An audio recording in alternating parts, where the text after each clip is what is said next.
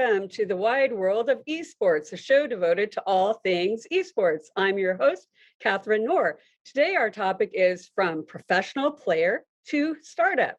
My guest is Jordan Trabue of Challenger Uprising. Welcome, Jordan. Hello, thank you for having me on the show. All right, so what is Challenger Uprising? So Challengers Uprising was created organically through a couple of partners of mine that we were in the League of Legends space, helping amateur teams grow.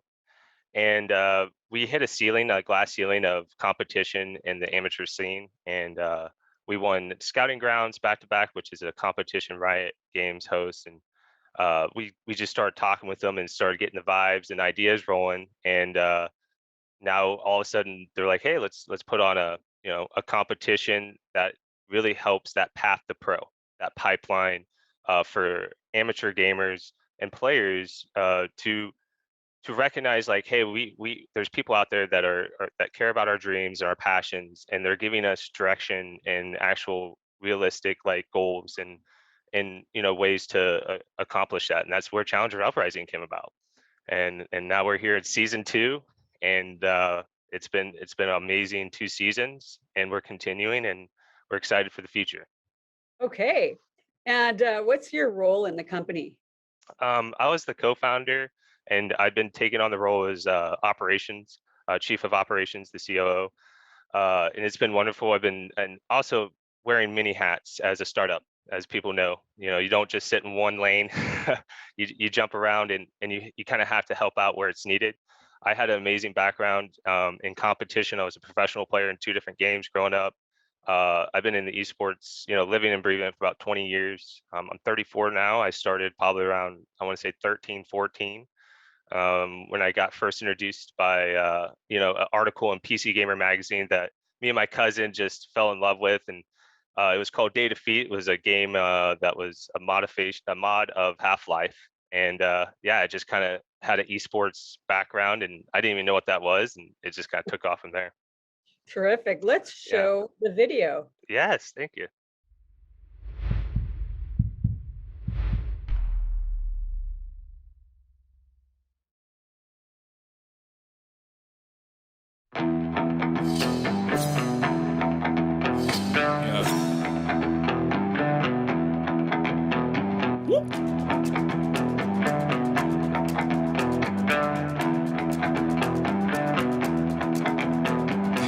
We've headed into the game. My faith in Polar Ace is renewed. It's time for game 1 of 5 here in the semi-finals. My life been good and bad and all around. The more things I lost, the more I found. One thing I taught myself to do, no matter the problem, refuse to lose. So all the way in, Nixie over the wall, steals the barrel as well. But the thieves of the 2 steals are back in this game. Assume I'm getting up while y'all just snooze. Oh! Winter! The flash engage! Kipduo's in huge trouble. He's just assassinated by the support. In me I trust, yeah, I smell like success. This Elon Musk, huh? Everybody wanna be like. Ladies and gentlemen, call your friends, bring up your family, sit them down in front of the TV. We're going all the way to game 5. All the way to game 5. Run for your life.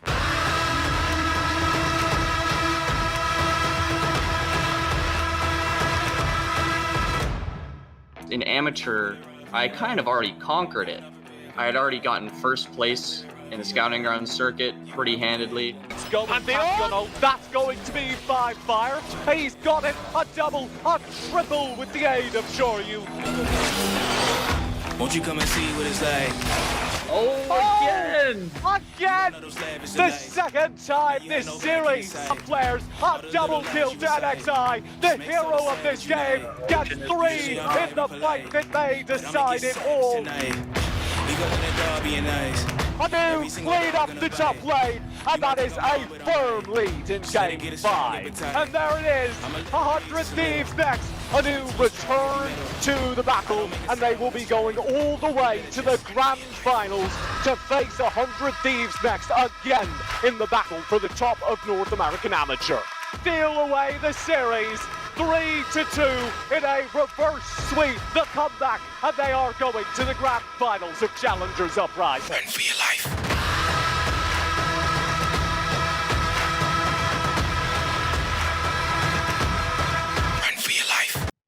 All right, Jordan, that's a great video. Thank you. Tell us about it. So the backstory on that's season 1 of our competition. And that was kind of like a hype video of like the whole season folding out and the finals. And we got to partner, luckily, with Esports Stadium at the end and do the finals there through the production. And it was amazing. And we just wanted to highlight the players. Like, our focus is on the players here. Like, if it wasn't for them, there wouldn't be a league. And that's just really what it comes down to. And we really want to give them what they deserve, because I had the honor and privilege to go from a player to a startup, right? And to be able to do that is, it's been awesome. So And so what led you to start the company? um it was I've been doing startups for a long time, and this is probably like my 13th one out of my lifetime. And I just saw a need, and a need for kind of organization and kind of um, stability for these players to compete in something that they know they're not going to get like made fun of or be resembled or broadcast or promoted wrong, right?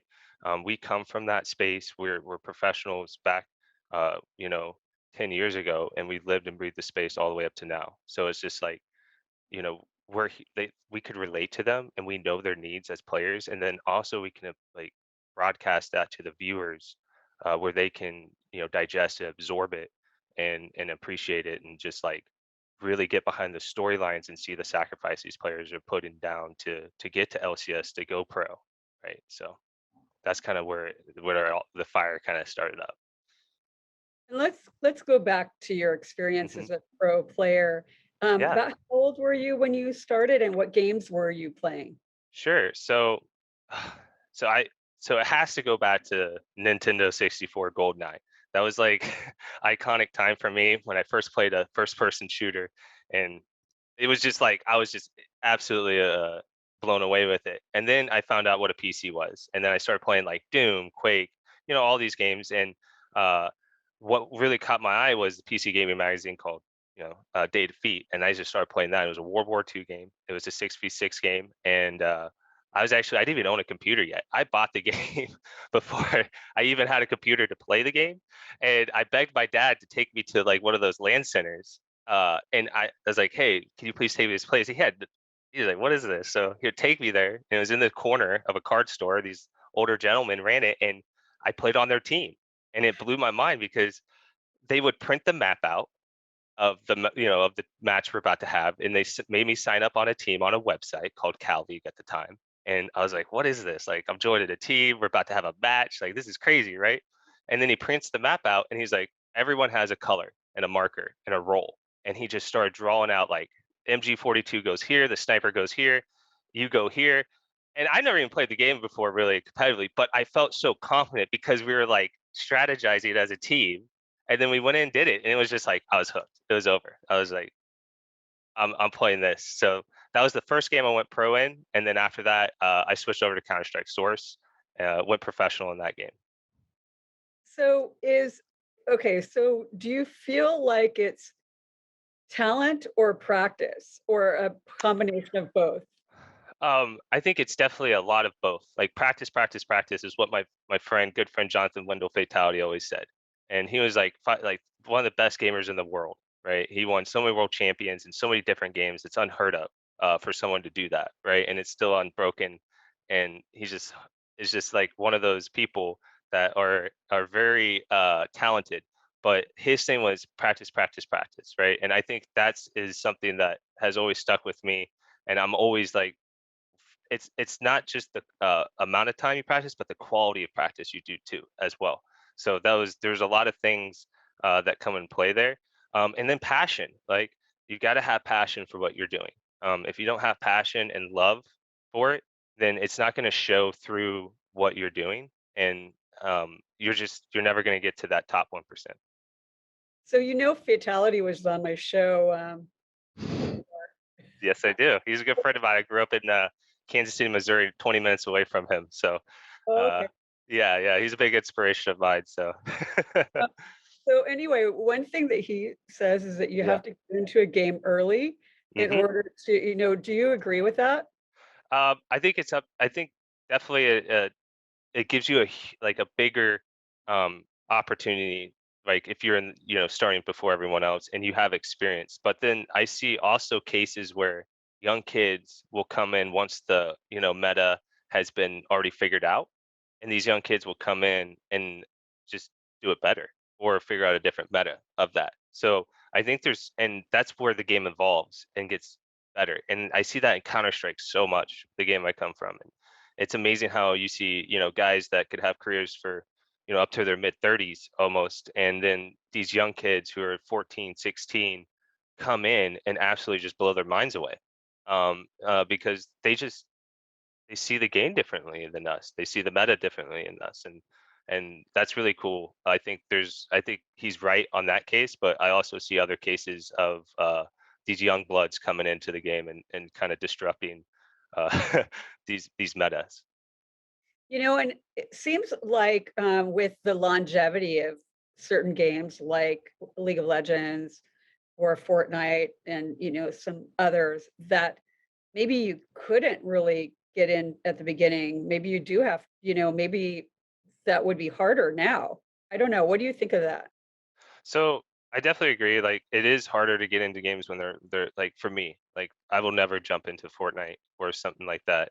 Just because me personally, like it's already passed and those are games that don't appeal to me. I think you had to be very appealed to those games to jump into them. That's one. And another one that stood out to me was Starcraft, and Starcraft like kind of birthed esports, right? And I always my bucket list was always wanted to be a pro Brood War Starcraft player, like in Korea, and that was the first Starcraft. And I knew I was way behind. There was no way I can ever accomplish that because the game's been out forever, and it's just too hard. But then StarCraft 2 came out, and then I was like, boom. I was like, competing. I was semi-professional in that. Went to MLGs and competed, and I was keeping up. So yeah, there is. I do believe that, if when a new game comes out, there's like a lot of big opportunity. But I think that as the game grows on, it just gets way harder for people to get involved.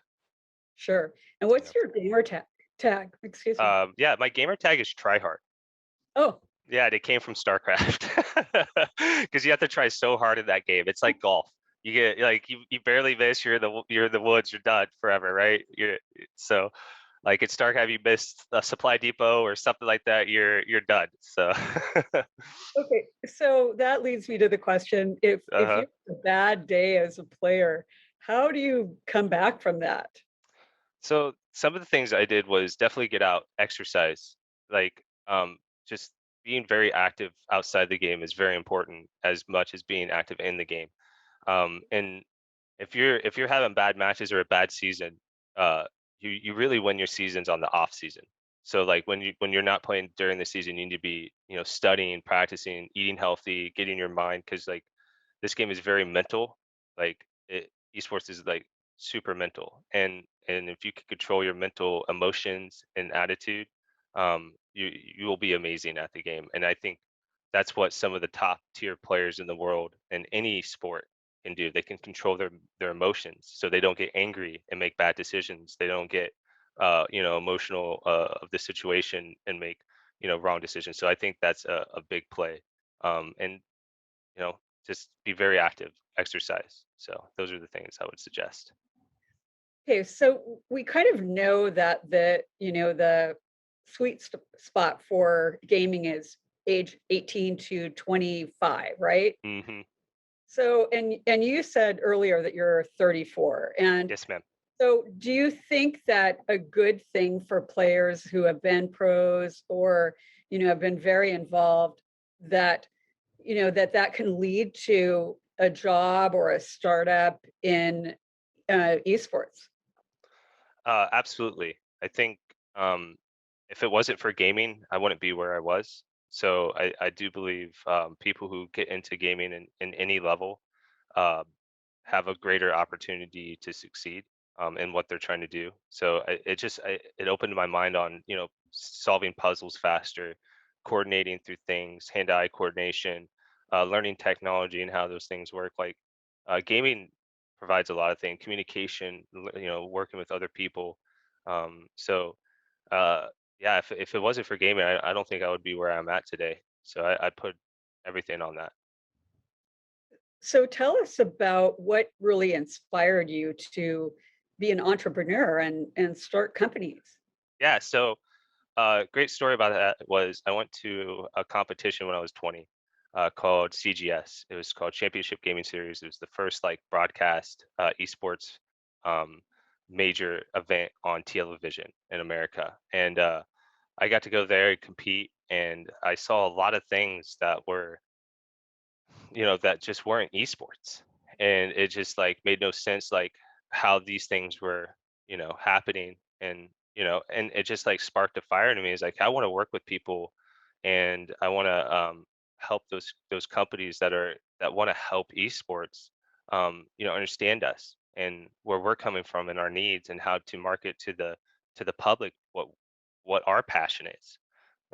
Because it's like it's hard for someone to market or broadcast someone's passion if they're not passionate about it, or they weren't about it involved. So um, I went back home and I met a friend who wanted to start a website, and it was called My eGamer, and it was kind of like a Facebook for console and PC gamers. And we wanted to bring the whole kind of group of people together, and that was kind of the go time. And I actually drove down to Silicon Valley from Kansas City multiple times to meet investors and to get advice. And uh, I thought, if you're going to learn, you got to do it. You got to just go after it. So Sure.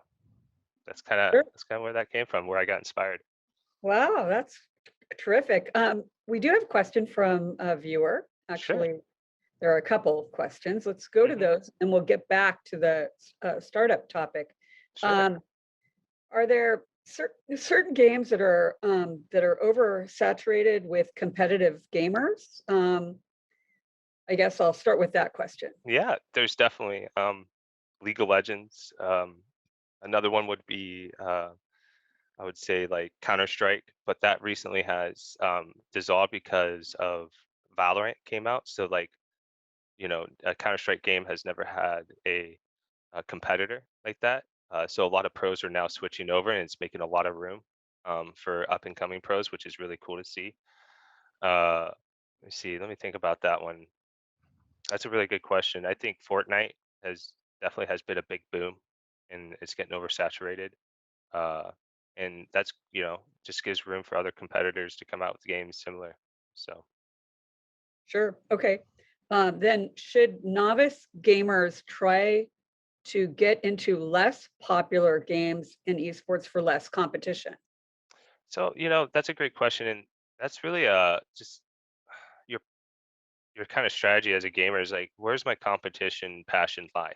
Do I want to be on stage, with hundreds of thousands of people watching me, or do I want to compete in a smaller group of competitors where it's not so big, it's maybe 30,000 or something like that. It's just kind of where your passion of where the game lies. I fell into my passion through competitive because the game I decided to play was actually an esports game. It wasn't like I was looking for an esports game. So that's like a new problem for me to have as I'm 34. It wasn't like that when I was growing up. It wasn't like, oh, I have all these options. That wasn't even a thing for me growing up. So to have multiple options as a professional esports player, thank you. That's awesome. So that's a good problem to have. Absolutely. Okay. Yeah. Another question from a viewer is, can esports athletes cheat like in regular sports? Oh, absolutely. There's so many cheats that are out there, and it's beyond the game too. There's some cheats where people throw the game, and because there's so much betting going down on the line of that game, and they can make money. And there's been players who've been banned for their lives because they got caught throwing games. And this happens in Korea and Starcraft a lot. It happens in League of Legends and pretty much every esports game that has a betting on it. And then there's cheats that players use that are built into their mice or their keyboard or software that allows them to see through walls or allows their crosshair to barely get a little bit of pull.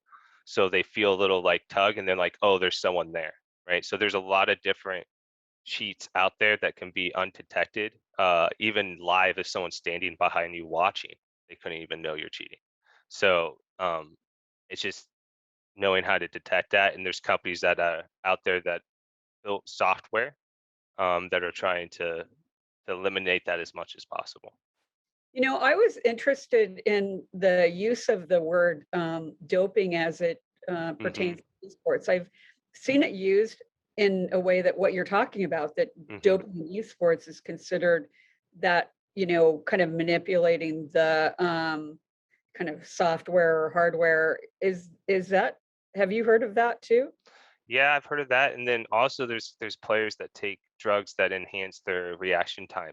And Mm. it's really bad too. Like outside the game, like they'll take enhancing drugs that make them stay up longer, that, increase their focus. I've seen kids overdose on stage in competitions off of Mm. these drugs. And it's terrible because they're up, for the entire weekend sometimes playing nonstop. So that's why I said always health first. And because if you have a healthy mind, you have a healthy body, you're going to compete at the highest level. So Yeah, well, my background is triathlon, hmm and I was not only, competing, but also as an official. And, there was a lot of, uh, testing done by USADA, if it was a pro competition. Is there any testing that you know of in esports? yes, there's actually testing that's been, as these competitions have grown, and they're in the millions of dollars, right? Prize pools, and there's a lot on the line. Player associations have been grown and being built to protect the players, and then there's other rules and official, kind of like uh, standards going across all these events. So everyone's kind of following by the same rules, and that's been really great. And there is testing for those enhancements. Hmm. Okay, and so what inspired you as a actually, I think I can phrase it this way. hmm What did you learn as a pro player that has helped you in with your startups? And then yeah, tell us about your startups after that. sure. So quick, I think just a high level on that would be uh, communication, hand-eye coordination. I think the biggest one is teamwork, working with people, communicating with people.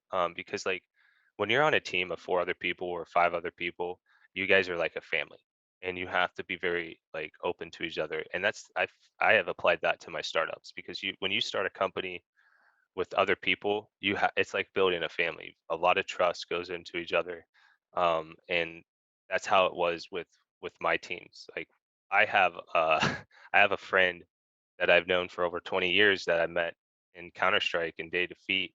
That we went pro together, and now he's a doctor and a neurologist, and he was in my wedding as one of my groomsmen. And we met over the internet. So it's like I think it just, those are just the most important things: is teamwork, communication, that I really applied, and then also being hungry and like grinding.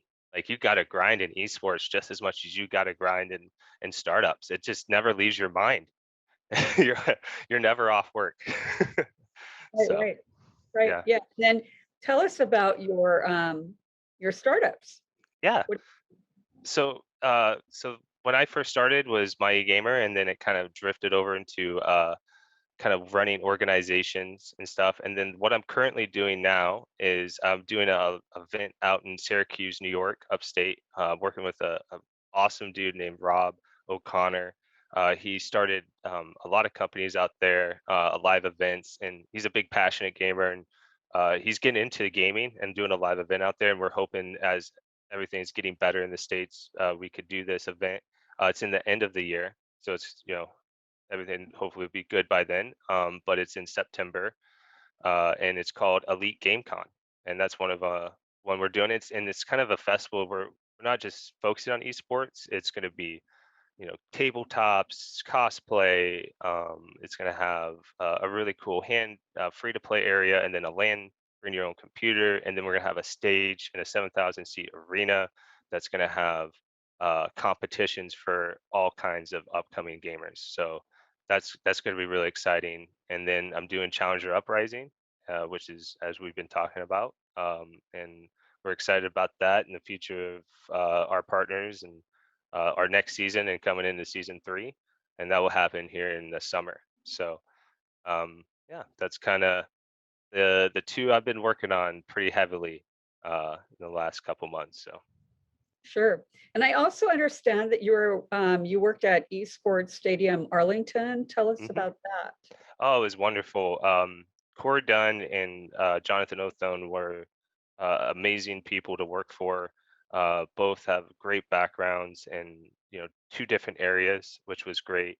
I learned all this production knowledge, and then also how to run a company on that high level in events space, which was really cool and really catered to esports people.